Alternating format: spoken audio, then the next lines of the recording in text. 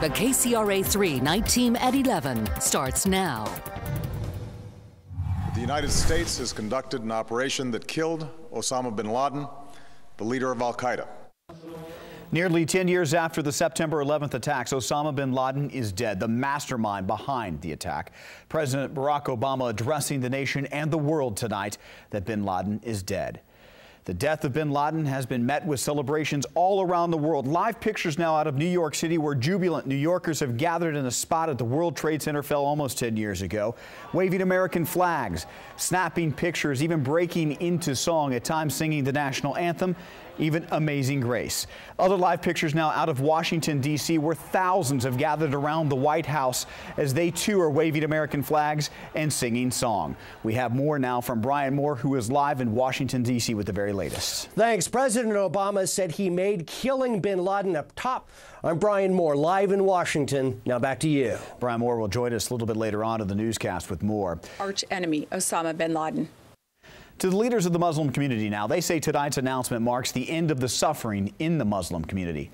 Bassem El-Kara is the executive director of the Council of American Islamic Relations, and they say that Muslims by the thousands have died because of Osama bin Laden. It's a sigh of relief that fighting the war. We must and we will remain vigilant at home and abroad.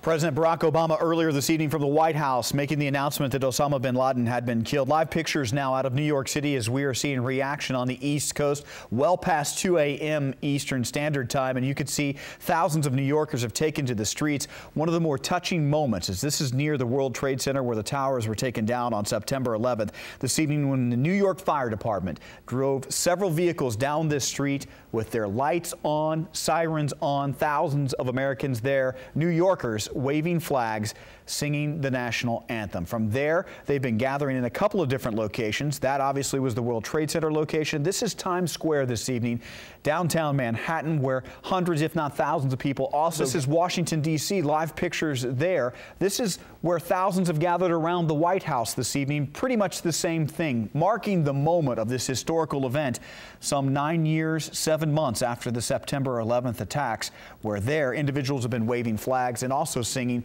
everything from the national anthem to Lee Greenwood's "I'm Proud to Be an American." We now have more reaction on the death of Osama bin Laden. Governor Jerry Brown saying tonight, our friends as well as all.